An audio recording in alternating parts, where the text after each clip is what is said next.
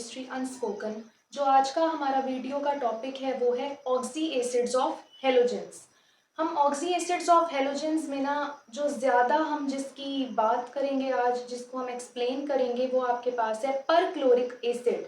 लेकिन उससे पहले हम ऑक्सी एसिड्स का नॉमेनक्लेचर डिस्कस कर लेते हैं कि हमारे पास ना जो ऑक्सी एसिड्स है उनको हम नेमिंग उनकी किस तरह करते हैं। ठीक है, तो हमारे पास जो टॉपिक है वो क्या है, ऑक्सी एसिड्स ऑफ हेलोजेंस।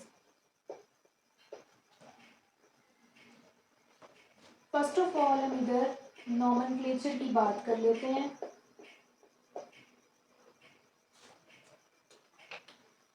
तो अब हमारे पास जो नॉमेनक्लेचर है ना ऑक्सी एसिड्स का, वो किस चीज पे डिपेंड करता है, नंबर ऑफ ऑक्सीजन एटम्स पे, ठीक है, और ऑक्सीडेशन स्टेट्स पे। तो अब हम नंबर ऑफ ऑक्सीजन एटम्स के हवाले से देखें तो अगर हमारे पास ना किसी भी ऑक्सी एसिड में 1 ऑक्सीजन एटम है, ऑक्सी एसिड्स हमारे पास क्या होते हैं, सबसे पहले मैं आपको ये बता देती हूँ। ऑक्सी एसिड्स ऑफ हेलोजेंस वो एसिड्स हैं जिनके अंदर हेलोजन के अलावा ऑक्सीजन एटम भी प्रेजेंट हो, ठीक है, इसीलिए हम इधर ऑक्सीजन एटम के हिसाब से नेमिंग कर रहे हैं। अगर हमारे पास ना किसी ऑक्सी एसिड में एक हेलोजन एटम है, 1 ऑक्सीजन एटम है, जैसे कि HClO, तो हमारे पास जो नेम बनेगा, मैं इधर क्लोरीन का क्या ले रही हूँ, क्लोरीन का जो है वो ऑक्सी एसिड ले रही हूँ। तो मेरे पास जो है इसका नाम क्या बनेगा, हाइपोक्लोरस एसिड, ठीक है। और इसका जो हमारे पास सॉल्ट आएगा वो क्या होगा, हाइपोक्लोराइट सॉल्ट, ठीक है। तो ये 1 ऑक्सीजन एटम के हिसाब से हमारे पास नेम आ गया। नेक्स्ट हमारे पास है 2 ऑक्सीजन एटम्स। अगर हमारे पास ना 2 ऑक्सीजन एटम्स हो हमारे एसिड में, जैसे कि HClO2, तो फिर हमारे पास क्या नेम आएगा। अब इधर हमने जो है क्या लिखा हुआ है, हाइपोक्लोरस और हाइपोक्लोराइट, इधर हम हाइपो जो है वो हटा देंगे और इधर हमारे पास एसिड का क्या नाम आएगा, क्लोरस एसिड, ठीक है। और सॉल्ट का क्या नाम आएगा, क्लोराइड सॉल्ट, ठीक है। यानी अगर 2 ऑक्सीजन एटम्स हो तो हम एसिड को क्या कहते हैं, क्लोरस एसिड, ठीक है। या अगर इधर ब्रोमीन होता तो मैं इधर लिखती ब्रोमस एसिड, आयोडीन होता तो आयोडस एसिड, ठीक है। और सॉल्ट जो है वो क्लोराइड सॉल्ट होगा, ब्रोमाइट या आयोडाइड, ठीक है। नेक्स्ट हमारे पास आ जाता है 3 ऑक्सीजन एटम्स के हवाले से। अगर हमारे पास 3 ऑक्सीजन एटम्स हो एसिड में, जैसे कि HClO3, तो फिर मैं क्या उसको नाम दूंगी, क्लोरिक एसिड, ठीक है। मेरे पास जो एसिड होगा वो क्या होगा, क्लोरिक एसिड, और जो सॉल्ट होगा वो क्या होगा, क्लोरेट सॉल्ट, ठीक है। नेक्स्ट मेरे पास आ जाता है 4 ऑक्सीजन एटम्स के हवाले से। अगर मेरे एसिड में 4 ऑक्सीजन एटम्स हैं तो मेरे पास अब जो ये वाले नाम है ना, जब मैं 4 ऑक्सीजन एटम्स की बात करूंगी तो मैं इसके साथ क्या लगा दूंगी, पर का वर्ड लगा दूंगी, ठीक है। तो मेरे पास एसिड का क्या नाम बनेगा, पर क्लोरिक एसिड, ठीक है। और मेरे पास सॉल्ट का क्या नाम बनेगा, पर क्लोरेट सॉल्ट, ठीक है। तो ये आपके पास ना ऑक्सीजन एटम्स के हिसाब से नॉमेनक्लेचर आ गया कि हम ऑक्सी एसिड्स को ऑक्सीजन एटम्स के हिसाब से किस तरह नेमिंग इनकी करते हैं। नेक्स्ट अब देख लेते हैं ऑक्सीडेशन स्टेट्स के हिसाब से। अगर मेरे पास किसी भी एसिड के अंदर 1 ऑक्सीजन एटम है या 2 ऑक्सीजन एटम्स हैं, तो इसका मतलब मेरा जो हेलोजन है उसकी ऑक्सीडेशन स्टेट या तो +1 होगी या +3 होगी, ठीक है। उसी तरह अगर मेरे पास एक एसिड है, उसमें 3 ऑक्सीजन एटम्स हैं या 4 ऑक्सीजन एटम्स हैं, तो मेरे पास जो ऑक्सीडेशन स्टेट आएगी वो हेलोजन की होगी +5 या +7। ठीक है, तो आपके पास ये नॉमेनक्लेचर है, आप इस नॉमेनक्लेचर के हिसाब से अपने एसिड्स की नेमिंग दे सकते हो, ऑक्सी एसिड्स की, जो आप हेलोजेंस में पढ़ते हो। ठीक है, नेक्स्ट अब हम बात करते हैं एसिडिक स्ट्रेंथ की। हमारे पास जो ऑक्सी एसिड्स होते हैं ना, उनकी जो एसिडिक स्ट्रेंथ है वो डायरेक्टली प्रोपोर्शनल होती है नंबर ऑफ ऑक्सीजन एटम्स पे। ठीक है, किसी भी एसिड में जितने ज्यादा ऑक्सीजन एटम्स होंगे ना, वो उतना ही ज्यादा एसिडिक होगा। इसका मतलब हमारे पास इन चारों एसिड्स में से सबसे ज्यादा कौन एसिडिक होगा? HClO4। फिर उससे कम HClO3 होगा, उससे कम HClO2 होगा, सबसे कम एसिडिक कौन होगा? HClO होगा, हाइपोक्लोरस एसिड। ठीक है, तो ये आपके पास जो ऑर्डर है ना, डिक्रीजिंग ऑर्डर, वो आपकी बुक में भी दिया हुआ है। ठीक है, तो वहां से आप उसको देख सकते हो। और हमारे पास एक और बात भी आपकी बुक में लिखी हुई है कि एसिडिक स्ट्रेंथ का ना ऑक्सीजन एटम्स के नंबर से क्या रिलेशनशिप है। तो हमारे पास जैसे जैसे किसी भी एसिड में ऑक्सीजन एटम्स बढ़ते जाते हैं ना, वैसे वैसे हमारे पास क्या होता जाता है? हमारा जो प्रोटॉन है वो क्या होता जाता है? वो लूज होता जाता है। ठीक है, क्योंकि अब अगर हम स्ट्रक्चर बनाएं, HClO4 का अगर हम स्ट्रक्चर बनाएं तो हमारे पास इस तरह का स्ट्रक्चर आएगा। ठीक है, तो हमारे पास अब इस तरह का अगर स्ट्रक्चर है तो आपके पास जो कार्बन है, क्लोरीन है, उसके साथ आपके पास ऑक्सीजन एटम्स जो है वो 4 अटैच हुए हुए हैं। तो हमारा जो प्रोटॉन है वो इधर आसानी से क्या हो सकता है? उसका बॉन्ड रिमूव हो सकता है और वो क्या हो सकता है? टूट सकता है, और वो आसानी से हाइड्रोजन जो है इस पूरे कंपाउंड में से रिमूव हो सकता है। ठीक है, तो हमारे पास जब भी एटम्स जो हैं वो इंक्रीज करते हैं ना ऑक्सीजन के, क्योंकि हमारे पास जो ऑक्सीजन है ना वो क्लोरीन से क्या है? इलेक्ट्रोनेगेटिविटी में कम है। ठीक है, इसलिए हमारे पास जो हाइड्रोजन है वो क्या होता है? वो आसानी से जो है, बल्कि ऑक्सीजन जो है वो इलेक्ट्रोनेगेटिविटी में ज्यादा है, तो उसकी इलेक्ट्रोनेगेटिविटी की वजह से जितने भी शेयर्ड पेयर होते हैं ना वो ऑक्सीजन की तरफ चले जाते हैं, और हाइड्रोजन की तरफ जो शेयर्ड पेयर्स हैं वो क्या हो जाते हैं? कम हो जाते हैं, जिसकी वजह से जो हाइड्रोजन है वो आसानी से क्या हो सकता है? रिमूव हो सकता है। तो इसीलिए हमारे पास जैसे जैसे ऑक्सीजन एटम्स बढ़ते जाते हैं ना, वैसे वैसे हमारे एसिड की स्ट्रेंथ भी क्या हो जाती है? इंक्रीज हो जाती है। एसिडिक स्ट्रेंथ का यही मतलब होता है ना कि हमारा जो एसिड है वो आसानी से प्रोटॉन को लूज कर सकता है। ठीक है, तो ये आपके पास एसिडिक स्ट्रेंथ के हवाले से एक्सप्लेनेशन आ गई। नेक्स्ट अब हम चलते हैं पर क्लोरिक एसिड की तरफ, जो हमारा मेन टॉपिक है, और उसके बाद हम ब्लीचिंग पाउडर को डिस्कस करेंगे। ठीक है, ये दो हमारे मेन टॉपिक्स हैं।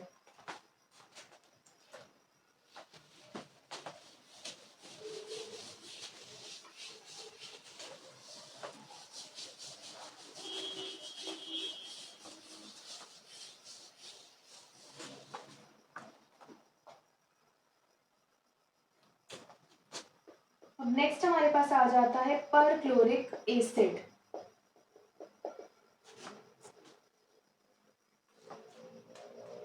इसको हम लिखते हैं HClO4।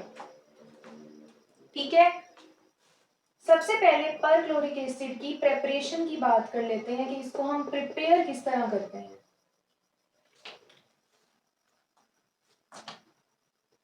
It is prepared by distilling a mixture of KClO4 and concentrated H2SO4 at reduced pressure।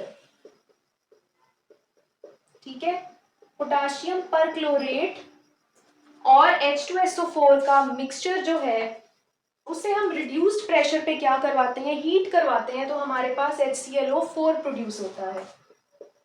KClO4 plus हमारे पास है H2SO4, रिड्यूस्ड प्रेशर पे हमने हीट करवाया इनको, तो क्या प्रोड्यूस हुआ, KHSO4 प्लस हमारे पास प्रोड्यूस हुआ HClO4 प्रोड्यूस हुआ। ठीक है, तो ये आपके पास ना परक्लोरिक एसिड का प्रेपरेशन मेथड है। ठीक है, नेक्स्ट अब हम इसकी प्रॉपर्टीज को डिस्कस कर लेते हैं। इसकी हमारे पास कौन कौन सी प्रॉपर्टीज हैं। तो फर्स्ट पे हमारे पास क्या है कि ये क्या होता है, कलरलेस हाइग्रोस्कोपिक। ठीक है, ये क्या होता है, कलरलेस और हाइग्रोस्कोपिक होता है। और क्या होता है, लिक्विड। ठीक है, कलरलेस होता है, इसका कोई कलर नहीं होता। हाइग्रोस्कोपिक होता है यानी कि ये मॉइस्चर एब्जॉर्ब कर सकता है एटमॉस्फेयर से, और ये लिक्विड फॉर्म में होता है। उसके बाद इसका जो फ्रीजिंग पॉइंट है वो कितना होता है, -112 डिग्री सेल्सियस। इसका जो बॉइलिंग पॉइंट है वो कितना होता है, 90 डिग्री सेल्सियस। ठीक है, ये हमारे पास ना एक बहुत ही स्ट्रॉन्ग एसिड है इन एक्वस मीडियम। अगर ये एक्वस मीडियम में हो यानी कि वाटर हो इसके साथ, तो फिर ये बहुत ही अच्छा एसिड होता है। ठीक है, स्ट्रॉन्ग एसिड होता है। उसके बाद ये वीक ऑक्सीडाइजिंग एजेंट है in cold and dilute state. Cold यानी कि अगर हमारे पास टेम्परेचर कम हो और डाइल्यूट इसकी कंसंट्रेशन हो, यानी कि इसके अंदर वाटर जो है वो ज्यादा हो अमाउंट में, और परक्लोरिक एसिड जो है वो कम हो, यानी डाइल्यूट कंसंट्रेशन हो, तब ये क्या होता है, बहुत ही वीक ऑक्सीडाइजिंग एजेंट है। लेकिन अगर टेम्परेचर इंक्रीज कर दिया जाए और इसकी जो कंसंट्रेशन है वो क्या कर दी जाए, बढ़ा दी जाए, यानी इसको कंसंट्रेटेड फॉर्म में लेके आया जाए, तब ये बहुत अच्छा ऑक्सीडाइजिंग एजेंट बन सकता है। नेक्स्ट हमारे पास क्या है कि ये वैल्यूएबल एनालिटिकल रीजेंट है। इसको हम लैब में बहुत सारे एक्सपेरिमेंट्स में भी यूज करते हैं। और इसके बाद ये हमारे पास ना रिएक्शन दे सकता है reaction with many organic Regents. बहुत ही ज्यादा जो ऑर्गेनिक रीजेंट्स है ना, जो बहुत ज्यादा यूज होते हैं, उनके साथ भी ये बहुत अच्छा रिएक्शन दे सकता है। तो ये आपके पास ना परक्लोरिक एसिड की प्रॉपर्टीज आ गई। नेक्स्ट अब हम बात कर लेते हैं इसके यूजेस की।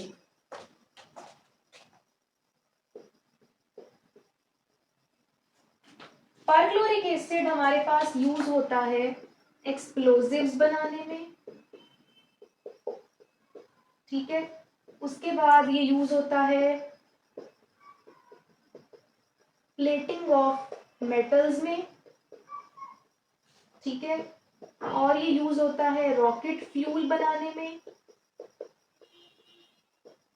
उसके बाद ये इलेक्ट्रो पॉलिशिंग में यूज होता है। ठीक है, जब हम मेटल्स की इलेक्ट्रो पॉलिशिंग करते हैं तभी भी ये यूज होता है, और ये कैटालिस्ट के तौर पे भी यूज होता है। ठीक है, तो ये आपके पास परक्लोरिक एसिड के यूजेस हैं। तो परक्लोरिक एसिड का जो टॉपिक है वो आपका इतना ही एक्सप्लेन किया हुआ है बुक में। ठीक है, तो ये आपने इतना ही जो है प्रिपेयर करना है। नेक्स्ट आपके पास आ जाता है ब्लीचिंग पाउडर, जो अब नेक्स्ट हम डिस्कस करेंगे।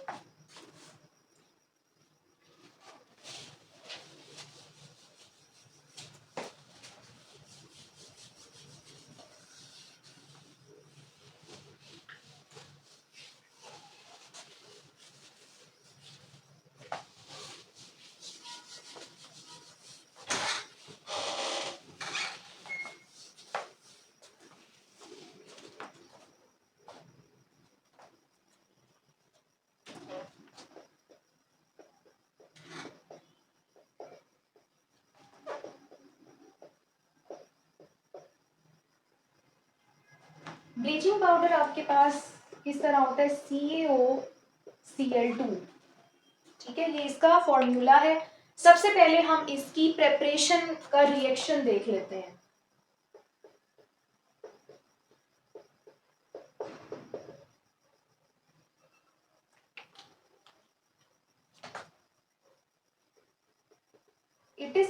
occurred by reaction of slaked lime with chlorine. ठीक है, तो स्लेक्ट लाइम का अगर हम रिएक्शन करवाएं क्लोरीन के साथ तब हमारे पास ब्लीचिंग पाउडर प्रोड्यूस होता है। स्लेक्ट लाइम क्या होता है? कैल्शियम हाइड्रोक्साइड को कहते हैं स्लेक्ट लाइम और क्लोरीन। तो हमारे पास क्या प्रोड्यूस होगा? CaOCl2 हमारे पास प्रोड्यूस होगा और साथ वाटर। ठीक है, तो ये आपके पास जो है इसका प्रेपरेशन का रिएक्शन आ गया। अब हमारे पास जो ब्लीचिंग पाउडर होता है ना, उसे हम दो मेथड्स से प्रिपेयर करते हैं इंडस्ट्री में। ठीक है, कौन से दो मेथड्स हैं? हेजनक्लेवर्स मेथड और बेकमैन्स मेथड। ठीक है, दोनों का जो प्रोसेस है ना वो तकरीबन सेम है। ठीक है, बस थोड़ा सा एपरेटस का फर्क है, तो वो हम क्या कर लेते हैं, उनको अब नेक्स्ट हम डिस्कस कर लेते हैं।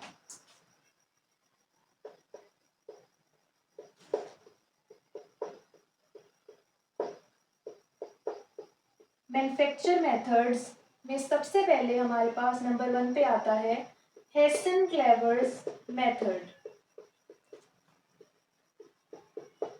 ठीक है, तो फर्स्ट ऑफ ऑल हम इसका एपरेटस देख लेते हैं कि इसके अंदर कौन कौन सा एपरेटस हम यूज कर रहे हैं।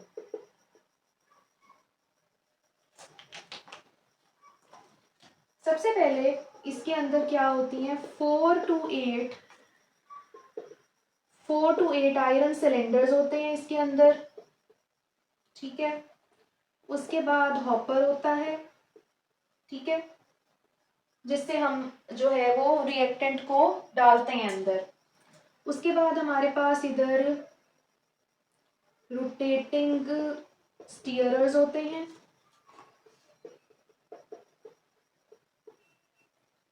और हमारे पास क्या होता है? कलेक्टर होता है, या उसे हम आउटलेट भी कहते हैं। ठीक है, तो आपके पास जो डायग्राम है ना इस पूरे एपरेटस की, वो आपको स्क्रीन पे शो हो रही होगी कि हमारे पास ना किस तरह जो है वो पूरा एक एपरेटस उसका सेट होता है। सिलेंडर्स को ना इंटरकनेक्ट किया जाता है। 4 सिलेंडर्स भी हो सकते हैं और 8 भी सिलेंडर्स हो सकते हैं आयरन से बने हुए, तो उन्हें इंटरकनेक्टेड किया जाता है। ठीक है, और उनमें हमारे पास एक इनलेट होता है जहां से हम स्लेक्ड लाइम को डालते हैं, और एक आउटलेट होता है जहां से हमने ब्लीचिंग पाउडर को बाहर निकालना होता है। ठीक है, तो अब हम इसका क्या देख लेते हैं, प्रोसेस देख लेते हैं या प्रोसीजर देख लेते हैं कि हेजन-क्लेवर्स मेथड में क्या होता है। तो फर्स्ट ऑफ ऑल हमारे पास क्या है? The slaked lime is introduced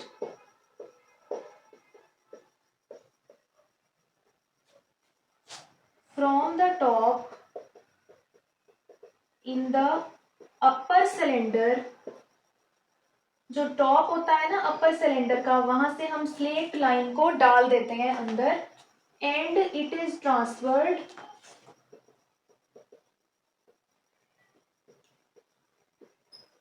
from one cylinder to the other by rotatory steerers। ठीक है, तो हमारे पास जो स्लेक्ड लाइम है ना उसको हम सिलेंडर जो है हमारे पास जो फर्स्ट पे सिलेंडर है टॉप पे हमारे पास, उसमें से हम क्या उसको इंट्रोड्यूस करवाते हैं और वो सिलेंडर टू सिलेंडर क्या करता है? मूव करता है नीचे की तरफ। ठीक है, रोटेटरी स्टीयरर्स की हेल्प से। उसके बाद जो क्लोरीन है, chlorine is introduced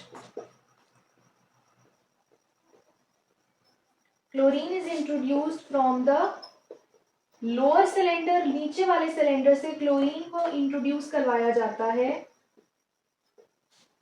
which rises up, जो कि ऊपर की तरफ राइज करती है, which rises up and reacts with slaked lime. Slaked lime जो कि नीचे पहुंच चुका होता है उसके साथ रिएक्ट करके क्या बनाती है? टू फॉर्म ब्लीचिंग पाउडर, ठीक है, ब्लीचिंग पाउडर जो है वो प्रोड्यूस हो जाता है। ब्लीचिंग पाउडर जो प्रोड्यूस हुआ है उसे कलेक्ट किया जाता है आउटलेट में, ठीक है, या कलेक्टर में। Bleaching powder is collected at the base of the, या मैं इस तरह लिख देती हूं, the bleaching powder is collected at the lower cylinder, ठीक है, ब्लीचिंग पाउडर को लोअर सिलेंडर में कलेक्ट कर लिया जाता है।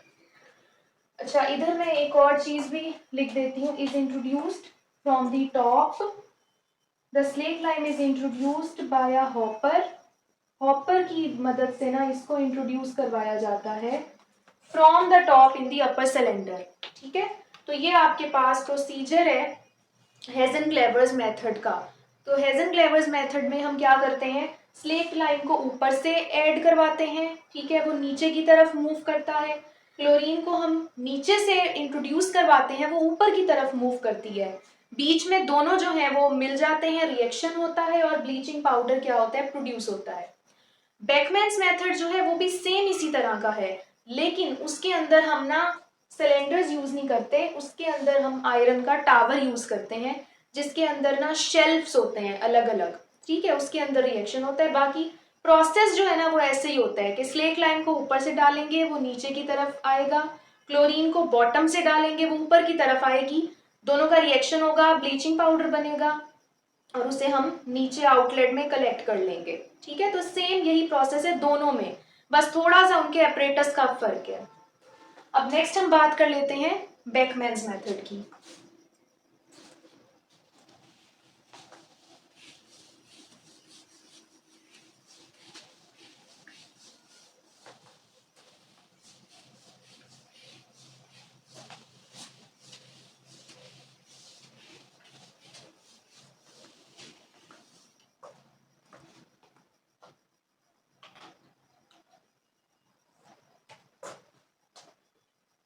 अब सेकंड हमारे पास आ जाता है बेकमैन्स मेथड।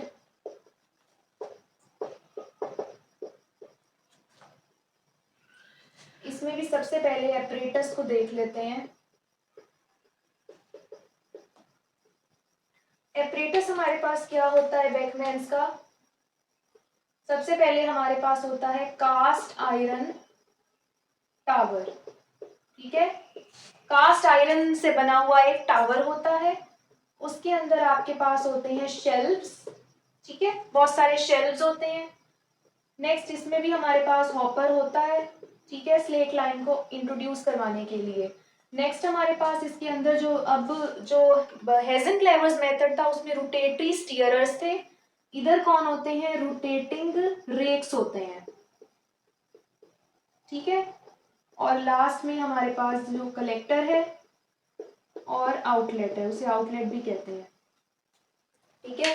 तो ये आपके पास सेपरेटस है, जो डायग्राम है बेकमैन्स मेथड की वो आपको स्क्रीन में शो हो रही होगी कि किस तरह एक ना बड़ा टावर होता है जिससे हम क्या करवाते हैं, रिएक्शन करवाते हैं। नेक्स्ट हमारे पास आ जाता है procedure.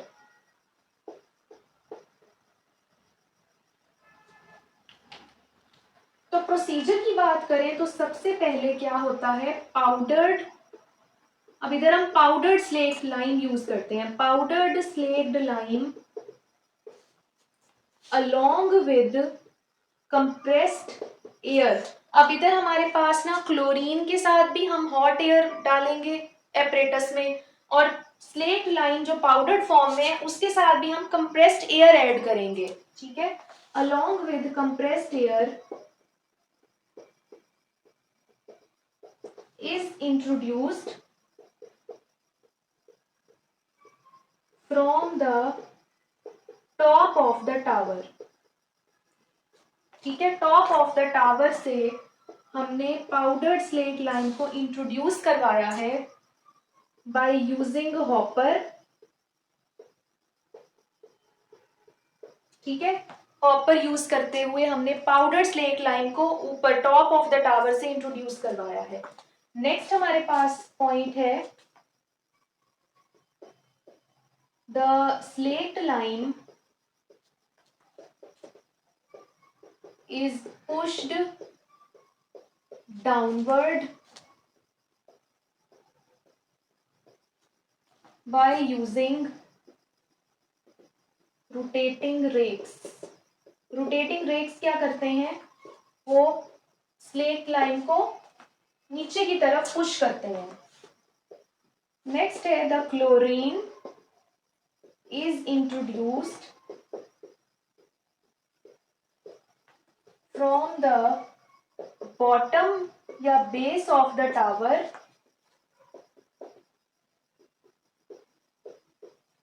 which rises up and reacts with slaked lime to form bleaching powder।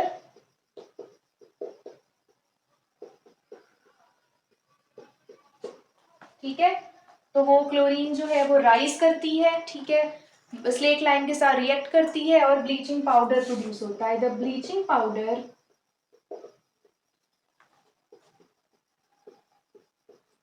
is collected at the base of the tower। Tower की जो बेस है उधर आउटलेट होता है, वहां हमारे पास ब्लीचिंग पाउडर क्या किया जाता है, कलेक्ट किया जाता है। This apparatus works on counter current principal.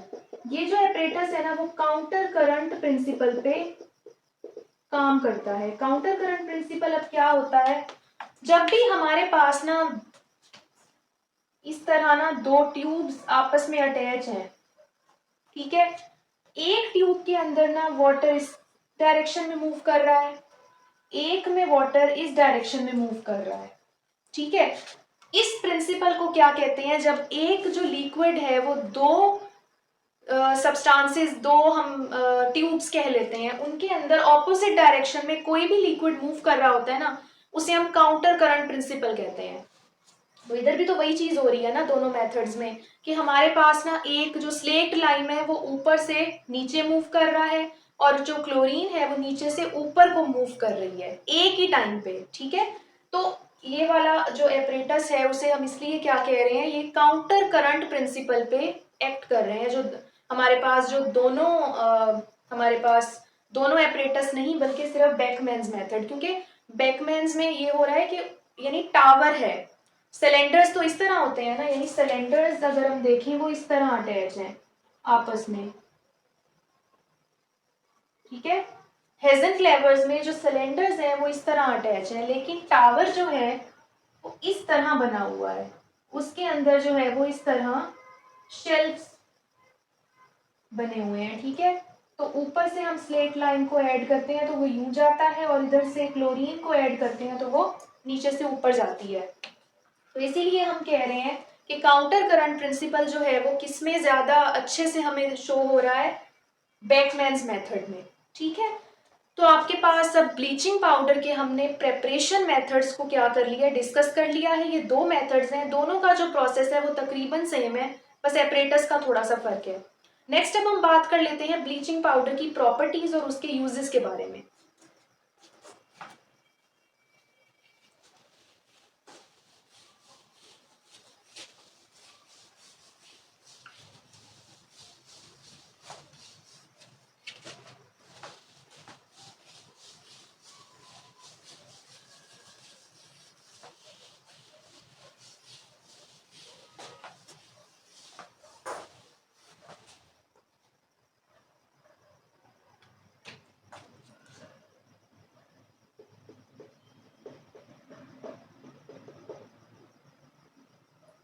सबसे पहले हमारे पास है नेचर, ठीक है। तो ब्लीचिंग पाउडर हमारे पास क्या होता है, it is a yellowish white solid with a strong smell of chlorine. ठीक है, इसकी ना बहुत ज्यादा स्ट्रॉन्ग स्मेल होती है क्लोरीन की। आपके पास ना ब्लीचिंग पाउडर जो है वो घरों में भी होता है, ठीक है, यूज करते हैं। तो अगर आप उसको थोड़ा सा ऐसे स्मेल करो ना, उसके अंदर बहुत ही स्ट्रॉन्ग आपको स्मेल आएगी, जैसे एक क्लोरीन की स्मेल होती है ना, उसी तरह आएगी। ठीक है, तो ये येलोइश वाइट सॉलिड है जिसमें बहुत ज्यादा स्ट्रॉन्ग स्मेल है क्लोरीन की। सेकंड, अब इसके आ जाते हैं इसकी केमिकल प्रॉपर्टीज यानी कि इसके रिएक्शंस। तो हमारे पास इसका सबसे पहले तो ये क्या होता है, बहुत ही अच्छा ऑक्सीडाइजिंग एजेंट है। ठीक है, जब भी हम इसे वाटर में ऐड करेंगे ना, CaOCl2 को वाटर में जब ऐड करेंगे तो ये क्या हो जाएगा, आयोनाइज हो जाएगा, तो बनाएगा कैल्शियम Cl नेगेटिव आइंस और ClO नेगेटिव आइन। ठीक है, ये कौन सा आइन है, हाइपोक्लोरस आइन। तो हमारे पास जो हाइपोक्लोरस आइन है ना, उसी की वजह से हमारे पास जो ब्लीचिंग पाउडर है वो बहुत ही अच्छा ऑक्सीडाइजिंग एजेंट होता है। ठीक है, थर्ड हमारे पास आ जाता है रिएक्शन विद डाइल्यूट एसिड। अगर हम डाइल्यूट एसिड, हम H2SO4 ही लेते हैं कॉमनली, तो हम जब डाइल्यूट फॉर्म में H2SO4 हमारे पास है और हमने ब्लीचिंग पाउडर के साथ उसका रिएक्शन करवाया है, तो हमारे पास क्या प्रोड्यूस होता है,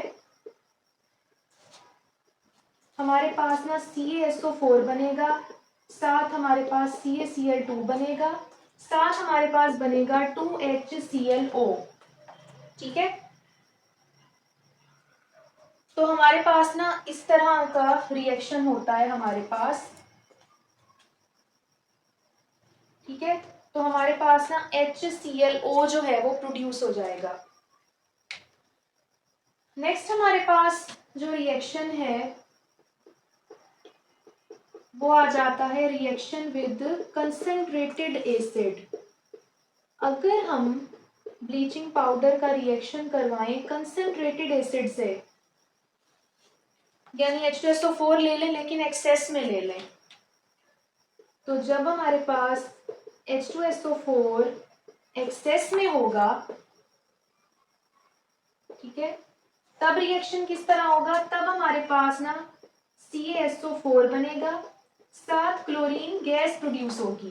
ठीक है, और साथ हमारे पास वाटर प्रोड्यूस होगा। ठीक है, तो ये आपके पास जो है इस तरह रिएक्शन हो गया इसका। ठीक है, नेक्स्ट अगर हम बात करें नेक्स्ट रिएक्शन की, तो हमारे पास रिएक्शन है विद अमोनिया। अमोनिया के साथ अगर हम इसका रिएक्शन देखें, तब हमारे पास क्या प्रोड्यूस होता है, CaOCl2 प्लस 2NH3। तो हमारे पास प्रोड्यूस होगा CaCl2, ठीक है, साथ नाइट्रोजन गैस और साथ हमारे पास वाटर प्रोड्यूस होगा।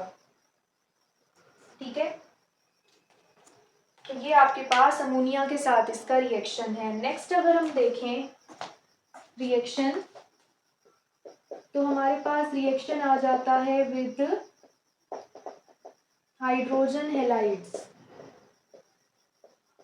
जैसे कि HCl हो गया, HBr हो गया, ठीक है, HI हो गया। अगर हम ब्लीचिंग पाउडर का रिएक्शन HCl के साथ देखें, तो हमारे पास क्या प्रोड्यूस होगा, CaCl2 प्रोड्यूस होगा, साथ हमारे पास क्लोरीन प्रोड्यूस होगी और साथ हमारे पास वाटर प्रोड्यूस हो जाएगा। ठीक है, तो ये हमारे पास ना ब्लीचिंग पाउडर के रिएक्शंस हैं जो वो डिफरेंट कंपाउंड्स के साथ देता है। अब हम देख लेते हैं इसके यूजेस।